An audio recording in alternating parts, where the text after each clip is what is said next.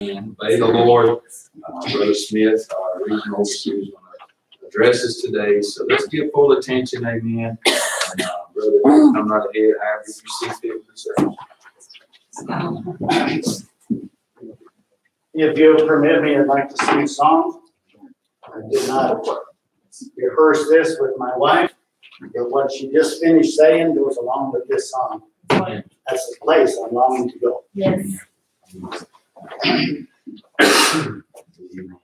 This may sound like a sad song, but in actuality, it's a victory song.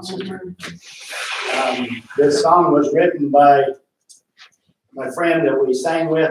It was his dad. He was a minister, Bible missionary, I think. But he wrote a lot of good songs. And this song is entitled, "That's a Place I'm Longing to Go."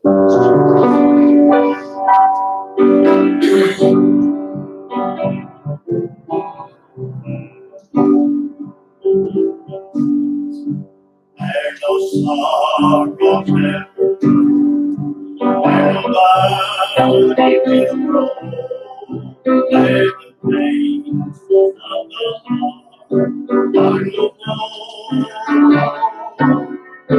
where the orphan has a home, where nobody feels alone.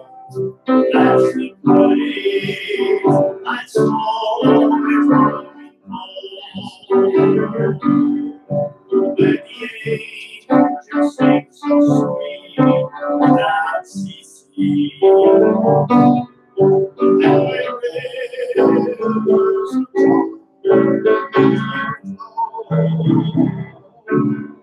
and my Savior calls his own, where I stand before his throne.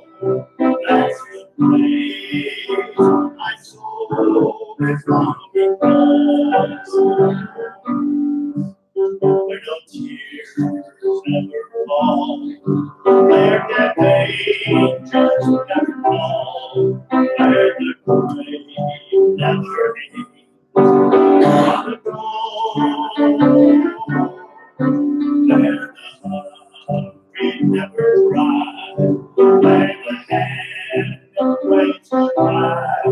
That's the place my soul is longing for.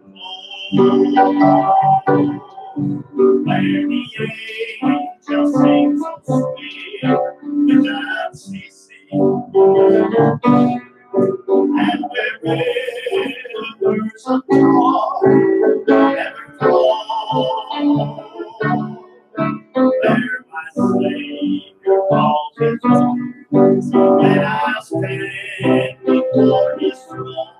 That's the place I'm longing to go.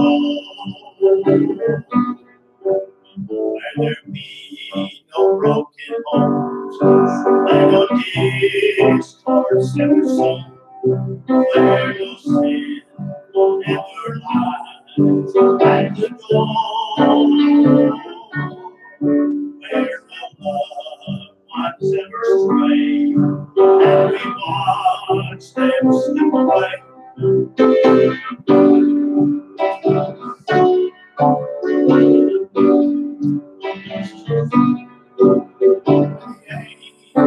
Sing so sweet, without ceasing, where the rivers of joy never flow, where my Savior calls his own, and to guide him home. That's the place my soul is longing for.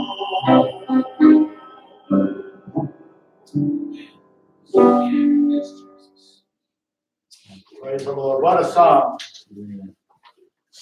That is the place we're longing to go. Amen? Because of all of life's stories, broken homes, loved ones, they go on to their reward without Christ. And it happens to be where the loved one leaves because the heart, the physical heart, run out But what a great thing to think about where we'll be. Where the angels, we won't have to say goodbye anymore, but angels will be there sweetly singing. And we'll join in to that great time. Praise the Lord. What a thought. Thank you, Brother Batten, although he's gone. Thank him for writing songs that God laid on his heart. Some other beautiful songs that he's written also. It's our privilege to be here today. As some of you know, it's been a while since I've been here. Trying to get back, but as I've also said, I knew you were in good hands.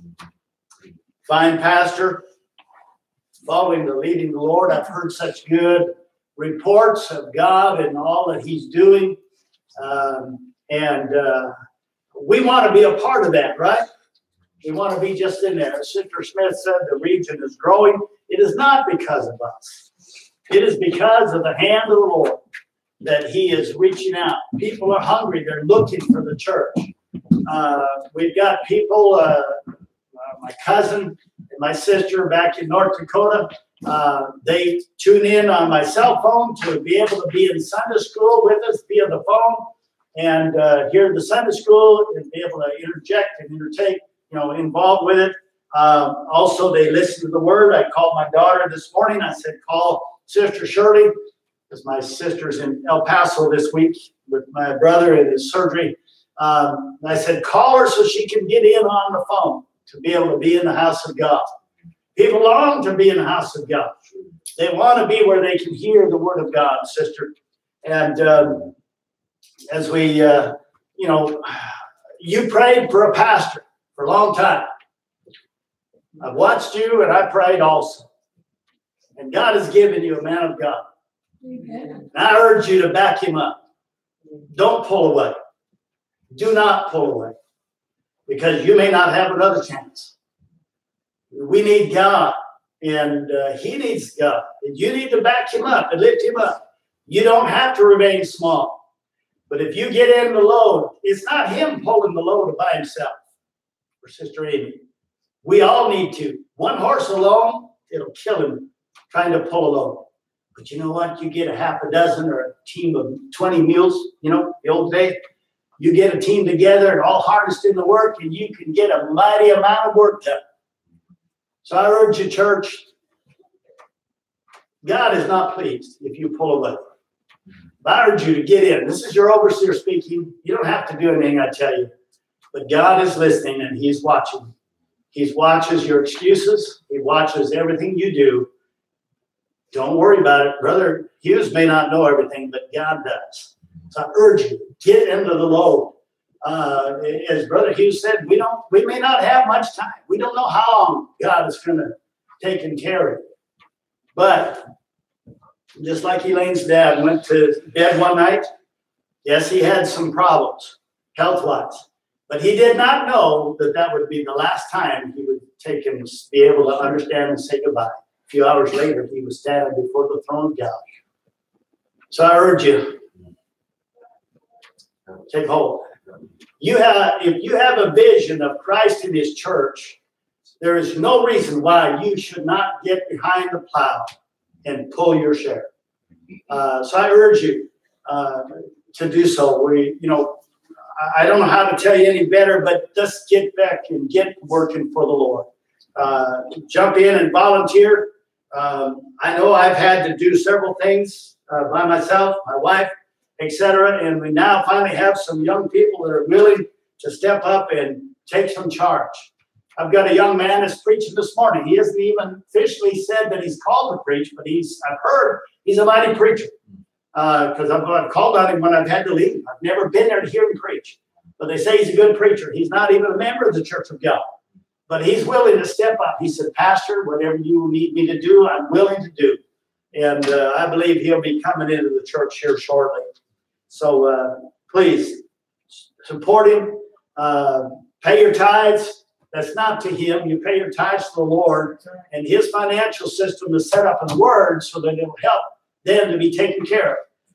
I would not have been able to do what we were able to do as a regional overseer Had it not been for people paying tithes to my local church that helped me, and I will be being relieved of this job at the end of this month, so I won't be pastoring after August 1st. But I know God will provide, and He'll take care of us. And so do support Him, give poundings, food poundings, offerings there. Support His first Sunday offering. I know sometimes in my local church, sister, I've given an offering. I forgot what day of the month it is, and I give an offering to myself. And my daughter is the treasurer. She says, Dad, she said, you forget it's your offering. And but it's okay. What we need to do is give because of the heart. It shouldn't matter what it is. And yes, I know as we're talking about the missions, we need to pray for our missionaries. That's true. But you know what? You miss a blessing when you don't give. That's right. And if you just, find a few pennies or quarters and stuff. I remember a man years ago, he would about squeeze a quarter to death to give an offering because he was so tight. But you know what? You can't outgive God. You give because you love Him, and let God take care of the rest. And the man that's facing a gun on the mission field or wherever, even a pastor in the local area, he's got a gun facing. It doesn't matter how much you've got in your billfold or your checking account, but it does help when the rest of the time is going on to be able to continue to do the work. I want to get into the message here in just a moment, but I do want to mention this, Brother Hughes. I don't know if you've seen this or not before, and I'll let you see it later. But this is New Age Bible versions. It come up a little bit during our Sunday school time. It doesn't tell you how many versions, but I've went through this with my local church, and you'd be surprised at the doctrinal changes that these translations of Bibles out there, all these Bibles, that are contrary to what God would have. If you're using any of these, I don't say it to hurt you. You don't have to tell me you're using them, but I would have you to look carefully and compare. The Church of God uses the King James Version, the original King James, because it sticks so close to the original scripts, the Old Testament, the New Testament. But this New Age stuff said it's an exhaustive documentation exposing the message, men and manuscripts, moving mankind to the Antichrist, the one world religion. That's why it's got this ugly picture there. Said the new case is against the NIV, the NASB, the NKJV, New King James Version. I don't remember what all these stand for, but there are Bible versions that men have opted to write because they didn't want to offend. They didn't want this. They said, if we preach this, they'll run them off. RSV, CV, CFB, TEB, GNB, the Living Bible, Phillips translation, the New Jerusalem, and New Century. Anyway, it gives a list of different things of what they've changed. They've taken out things like, there's things about it. I just, you can make a copy of this if you want to order some, but it's a good article. Some of our people have not even known about it. So anyway, God bless you this morning.